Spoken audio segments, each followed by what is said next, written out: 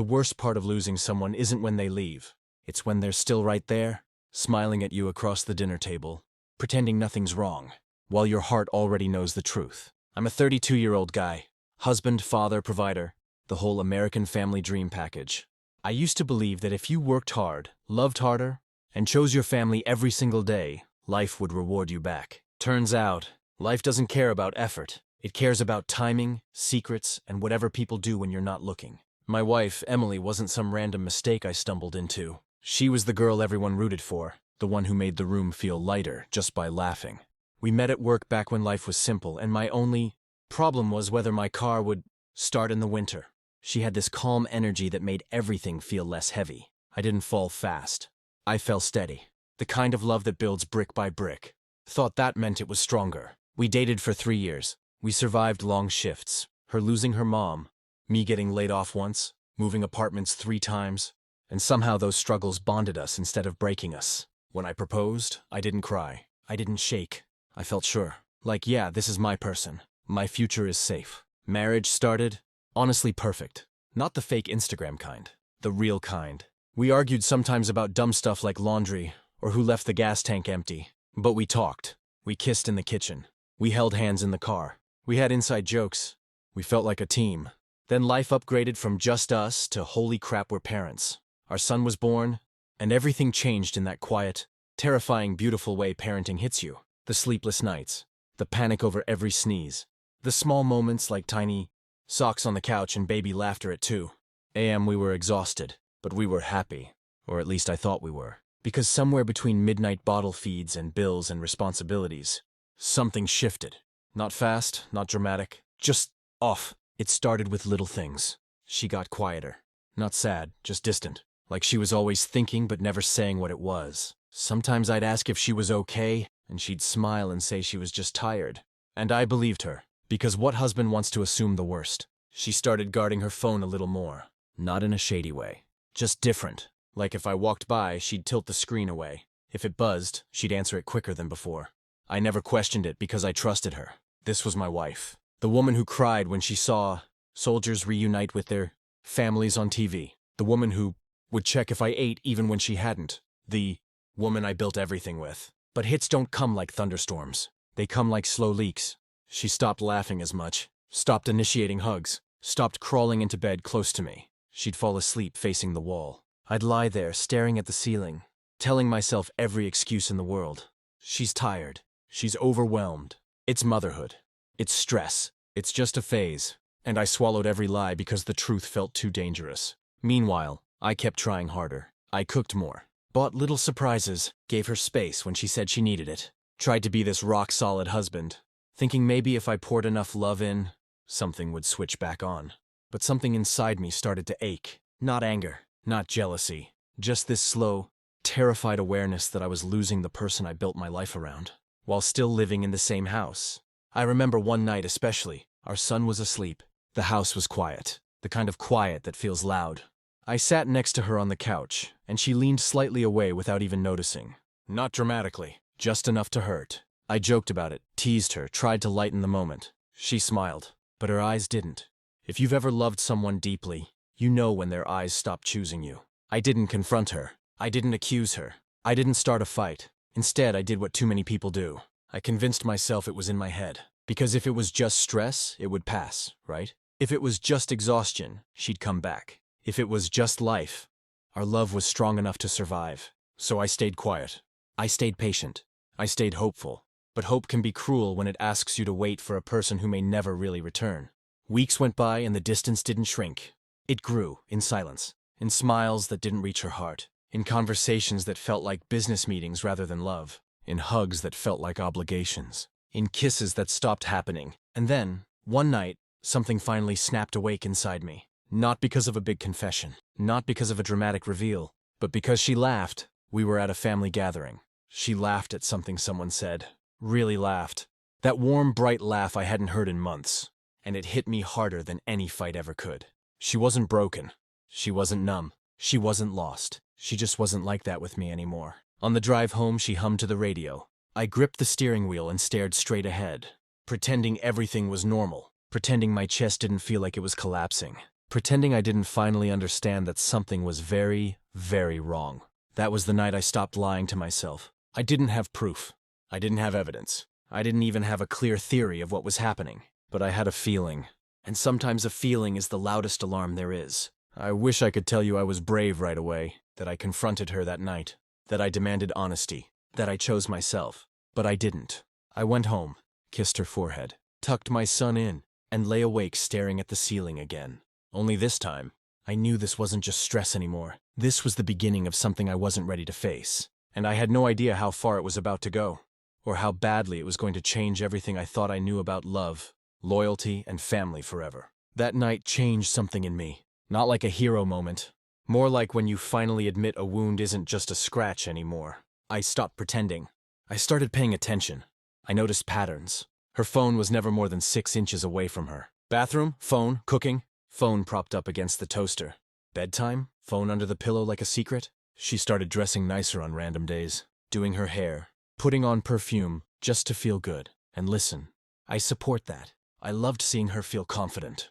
But when confidence comes with secrecy, your brain starts filling in blanks you wish you didn't see. Then came the late nights. Group project for the mom's Facebook thing. Helping a friend through something. Just scrolling, can't sleep. Meanwhile, I'm lying there, pretending to sleep. Listening to the faint tapping of her screen. Watching the glow light up the room like some quiet betrayal. One night I rolled over and whispered, "Who are you talking to?" She froze for half a second. Half a second? But it was enough to shatter me. Then she smiled and said, "Just Ashley. Go back to sleep." That should have comforted me. It didn't, because I knew Ashley. Ashley isn't awake past 10:30 unless there's a meteor crashing into Earth, and it was almost 1 a.m. That's when guilt kicked in. Not hers, mine. Because I started becoming the version of me I swore I'd never be. The anxious husband. The overthinker. The guy who watches his wife like a stranger. I hated it, but I couldn't stop it. The turning point came on a quiet Tuesday. Nothing dramatic. No screaming, no storm. Just regular life. She was in the kitchen, laughing at her phone. Laughing at something funny. Something light. Something she wasn't sharing with me. So I just asked, "Are you happy with me?" She went still. Not shocked. Not offended. Just still. Then she sighed. That sigh hurt more than any yes or no ever could. "I'm tired," she said softly. "I feel like I don't even know who I am anymore. I feel lonely. Lonely. While living with me. Sleeping beside me. Raising a child with me." That word cracked something open in my chest. I didn't get mad. I didn't yell. I didn't accuse her of anything. I asked her to talk. I told her I loved her. I told her I wanted to fix this with her, not against her. I said maybe we could do therapy. Maybe we just needed time. Maybe life swallowed us and we needed to crawl back to each other. She nodded. She cried. She hugged me. And for a moment, I believed we'd be okay. For the next few days, things actually felt better. She held my hand again. She kissed me longer. We laughed. We talked more. I started to breathe again. I let myself feel hope, even though hope had burned me before. Then I ruined it. Or maybe I saved myself. I still don't know. One night, she fell asleep on the couch. Phone in her hand. Screen unlocked. I didn't plan it. I didn't prepare for it. But I looked, and it wasn't one message. It wasn't one conversation. It wasn't some big dramatic confession. It was closeness. Good mornings. Inside jokes. Late night comfort. Little hearts. Soft flirting hidden behind friendship. Not sexual. Not explicit. But intimate. Emotionally intimate. Real laughs she didn't share with me. Thoughts she didn't share with me. Feelings she didn't share with me. His name was saved as just an initial. She opened up to him. About her loneliness. About feeling invisible. About wanting to feel alive again. He called her sunshine. She called him safe. And there I was. Her husband. Reading proof that I wasn't her safe place anymore. My hands shook. My chest burned. The room spun. Not because she cheated in some dramatic Hollywood way, but because she drifted and let someone else catch her when she fell. I didn't throw the phone. I didn't storm out. I didn't wake her up screaming. I put the phone back gently, covered her with a blanket, and sat in the dark. I cried silently. The kind of crying where no sound comes out, just pain. I wasn't angry yet. I was grieving something I didn't even realize had already died months ago. The next morning, I wasn't the same. Quiet, cold, numb. She noticed. Asked if I was okay. I lied and said I was just tired. Because I wasn't ready to lose my family in one conversation. I wasn't ready to blow our life up. I wasn't ready to say out loud what I now knew. But once you see the truth, you can't unsee it. And I had a choice to make. Keep pretending. Or finally confront the woman I love. about the version of herself I never thought she'd become. The weirdest part about knowing a truth you haven't spoken out loud yet is how normal life pretends to stay. You still make breakfast. You still pack lunches. You still talk about grocery lists and weather and who's picking up the kid from daycare. Meanwhile, your chest feels like it's on fire. For 3 days, I walked around carrying that knowledge like a brick in my stomach, watching her smile, watching her laugh with our son, watching her brush her hair in the mirror. And every time I looked at her, I heard that word again in my head. Sunshine. I didn't want to be the jealous husband who overreacted. Didn't want to be controlling. I didn't want to be the guy policing conversations. But I also didn't want to be a backup choice in my own marriage. So I finally decided I needed answers. It was late. Our son was asleep. The house had that quiet hum again. She was folding laundry on the bed when I sat down. "We need to talk," I said. And I swear her face went pale for half a second before she swallowed it away. She tried to smile. "Okay, about what?" And I just said it. "Who is he?" You know that feeling. When you drop something fragile and you have that one slow-motion moment where you hope it doesn't shatter. But you already know it will? That was her face. She didn't ask who. She didn't play dumb. She didn't act confused. She just closed her eyes, and everything inside me broke at once. I told her I saw the messages. I told her I wasn't snooping. I told her I didn't go digging for dirt. I told her she literally fell asleep with the conversation open. For a second, she didn't speak. Then she sat down and whispered, "It's not what you think." And I wanted to laugh, because yes, it was exactly what I thought. "It wasn't physical," she said. "We never met. We never did anything. I swear on our son." I believe her about that part. I do. But physical cheating isn't the only kind that destroys you. Sometimes the emotional stuff cuts deeper than anything bodies can do. I asked her why. Not angrily, not screaming, just hurt. Why him? Why not talk to me? Why not let me be that person? She cried. I cried. It wasn't dramatic. It was quiet, heavy. She said she felt unseen. She said motherhood swallowed her identity. She said life became routines and responsibilities, and she missed feeling like a person instead of a job. She said he listened, that he made her feel interesting again, that he made her feel like she mattered. So I asked the question that burned the most. "Do I not make you feel that way anymore?" She didn't answer right away, and that silence almost killed me. Turns out, that silence was the answer. Finally, she said, "You love me. I know that. But lately it's felt like you love the idea of us more than me. Like we're teammates, co-parents, business partners. But I haven't felt chosen. Not as a woman. Not as someone worth wanting."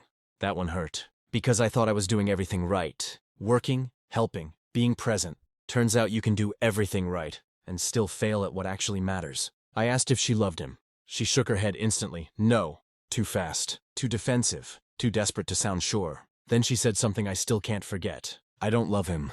I just love who I am when I talk to him." And there it was. The knife. I asked if she would stop talking to him. Not as an ultimatum. As a boundary. As a husband begging for his marriage. She hesitated. Not long, but long enough that I felt it. Then she nodded and said yes. She'd block him. She'd delete everything. She'd go to therapy with me. She'd try. So I asked one last thing. "Are you choosing this marriage because you want me, or because you don't want the guilt of breaking a family?" She didn't answer that either. We slept in the same bed that night, but it felt like we were oceans apart. She turned away. I stared at the ceiling again. Except this time it wasn't confusion keeping me awake. It was clarity. Because now I knew the truth. She hadn't physically left, but emotionally, she'd already packed her bags months ago, and I had no idea if she'd ever really come back. The next few weeks felt like living inside a test I never signed up for. Everything looked normal on the outside, but nothing felt normal anymore. We went to work. We took care of our son. We ate dinner at the table. But every second was layered with that quiet question. Is she still here? Or just pretending to be? She blocked him. She really did. I watched her do it. Deleted the thread. Removed him on everything. Turned off notifications from half her apps. She even handed me her phone and said, "I don't want secrets anymore." And for a moment, hope crawled back in. Dangerous, fragile hope. We started therapy. The kind where you walk in thinking you're just going to talk, and instead you get your soul ripped open in slow motion. The therapist wasn't soft. She didn't baby us. She asked questions that forced honesty. When did you stop choosing each other? When did talking start feeling like work? When did silence feel safer? A lot came out. She talked about feeling invisible. I talked about feeling unwanted. She said she felt trapped between being a mom and being herself. I said I missed my wife, not just the mother of my kid. She cried saying she didn't mean to hurt me. I cried saying she already did. But here's the problem therapy can't fix. You can't force someone's heart to stay if it already left the room. We'd have good days, really good days. We'd laugh. We'd cook together. She'd touch my arm in the kitchen like she used to. We'd hug, and for a second I'd feel that warmth again. And every time that happened, I'd think, maybe this is the comeback. Maybe love really can survive anything. Maybe we'll be one of those, we almost lost everything but fought back couples. Then the bad days would come. Cold tone, short answers, her mind somewhere else. That faraway look in her eyes like she was living a parallel life in her head. One night, therapy homework asked us to talk about what we actually wanted. Not what we were supposed to want. Not what looked right. What we really wanted. We sat on the couch. Silence stretched. It was the longest silence of my life. I finally said it first. I want my wife back. Not just the title. The person. She nodded slowly. Tears filled her eyes. But tears don't equal love. Sometimes they're just guilt leaking out. Then she whispered, I want to be happy again. And I don't know if that version of me still exists here. That sentence didn't scream. It didn't explode. It didn't attack. It just broke things quietly. I asked her if she was still thinking about him. She didn't lie. She didn't deny. She said, sometimes, that honesty was kind. That honesty was cruel. I started noticing something else. She wasn't fighting for us. She was cooperating, agreeing, nodding, doing the right things. But not because she desperately wanted me. Because she didn't want to be the villain. There's a huge difference between choosing someone and being afraid of hurting them. One night after therapy, she fell asleep early. I stayed up in the living room, just sitting in the dark. Not angry, just empty. I realized something terrifying. I wasn't scared of losing my wife anymore. I was scared I already had. The next morning, I looked at her differently. Not as this flawless love I needed to cling to, but as a human being who might simply not love me the way she used to. And that realization hurt. But it also weirdly grounded me. Because love shouldn't feel like begging someone to stay. Love shouldn't feel like competing with a ghost of who they used to be. Love shouldn't feel like trying to prove you're enough for the person who promised you forever. Weeks passed. She tried. I tried. We both tried. But trying isn't the same thing as wanting. One afternoon, we had a rare quiet house. Our son was napping. Sunlight was coming through the window. It should have been peaceful. Instead, she looked at me with those tired eyes and said, Can I ask you something? And can you not hate me for it? My stomach dropped. I nodded. She whispered, If I'm not the version of me you fell in love with anymore, do you actually want to keep fighting for someone who might never come back? That question didn't hurt because of what she was saying about herself. It hurt because she was right. I loved her, but I was in love with who she used to be, and I was terrified of letting go of the life we built. And right there, right in that quiet afternoon, I realized this wasn't a battle anymore. This was a slow goodbye neither of us wanted to admit. The day we finally stopped pretending didn't come with drama. No shouting, no slamming doors, no police sirens. Just the quiet, suffocating weight of reality settling in. I woke up that morning, and for the first time, I really looked at her. Not the wife I married, not the woman I still loved, but the person sitting across from me in the kitchen with her coffee, scrolling her phone like she always did. Only this time I wasn't pretending anymore. I wasn't hoping. I wasn't negotiating. I was seeing the truth. We didn't sit down for an official talk. We just existed in the same space until I finally said it. I can't do this pretending anymore, I whispered. I can't live like we're in the same story when we're reading different books. Her eyes filled with tears. She nodded, didn't cry, didn't argue, just nodded. I know, she said softly. I've known for a while, and that was it. The acknowledgement, the admission that the life we built wasn't enough to hold her heart.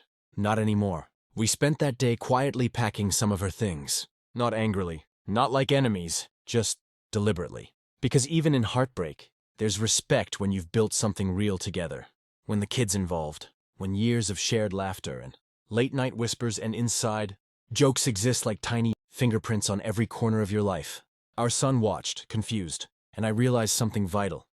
This wasn't just about us anymore. The pain wasn't mine to carry alone or hers. It belonged to all of us now, tangled in the little life we made. We talked about logistics, schedules, everything practical. Who does what? Who picks him up from school? Who tucks him in? Who reads him bedtime stories? Then came the hardest part, the emotional honesty. I still love you, she said. I just don't know if I can be the person you need me to be. I didn't say I loved her back. Not because I didn't, but because love had changed. Love isn't just a feeling. Love is safety, trust, closeness, commitment. And that part of her heart had already slipped away. So I said the only honest thing I could. I want you to be happy, even if that's not with me. She cried then. Not for us. Not for me. Just the weight of knowing that two people who built everything together couldn't hold it all anymore. The following weeks were brutal. Living in the same house, splitting time, trying to figure out how to be co-parents without falling apart emotionally. Every glance reminded me of the gap that existed between us. Every joke she laughed at made me wonder if I would ever hear her laugh like that again with me. And yet, life didn't stop.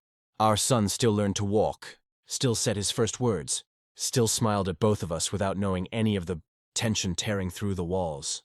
He forced us to keep functioning, to keep some semblance of normalcy. And in that, I found a strange kind of clarity. I stopped asking her questions about him, about us, about what ifs. I stopped hoping she'd come back to me in the way she once was. Instead, I focused on being the father my son deserved, the version of me I could be proud of. Even if my marriage was quietly dying, it didn't feel like victory. It didn't feel like closure. It felt sober, honest, necessary. Because some love stories don't end with fireworks. They end with acceptance, with learning that sometimes the hardest choice isn't fighting to stay together. It's letting go before resentment grows too heavy. And in the quiet, I started realizing something. Maybe heartbreak isn't just about loss. Maybe it's about discovering who you are when the person you thought was forever stops choosing you. But letting go isn't easy. Even when it's right. The final day wasn't dramatic. No shouting. No slammed doors. No last-minute confessions. Just a quiet morning, the kind of morning that feels like the world is holding its breath. She kissed our son goodbye for the first time as her final morning routine. Watched her tuck him in, brush his hair, whisper the little things she always whispered. Then she turned to me. That look she gave me wasn't love anymore. It was gratitude, sadness, regret, acceptance. "I hope you're okay," she said softly. I nodded. "I will be." Neither of us said goodbye in the way movies show. We didn't hug each other like it would fix everything. We didn't promise we'd still be friends. We just existed for a moment, sharing that fragile human recognition that this chapter was over. She left, and the house felt enormous, empty in a way I'd never imagined. The echoes of laughter, the small footsteps of our son, the smell of her coffee.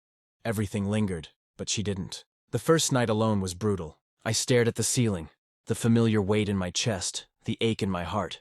Not because I hated her. Not because I wanted revenge, but because I had loved someone so deeply, and that love couldn't survive the cracks that had quietly grown over years. In the weeks after, I started to notice something strange. I could breathe again.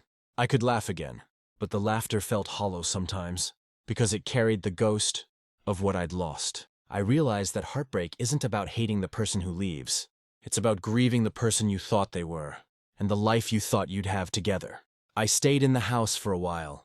We co-parented with civility. We shared moments that didn't sting. Tried to celebrate birthdays and small milestones. But I could feel it. Love isn't always loud. Sometimes it fades in silence, and the echoes are all you're left with. I started asking myself questions I hadn't dared ask before. Was staying together for appearances really love? Was I holding on to a memory instead of a person? When someone chooses themselves over the life you built together, is it betrayal? Or just life moving in ways you can't control? And here's the hardest part.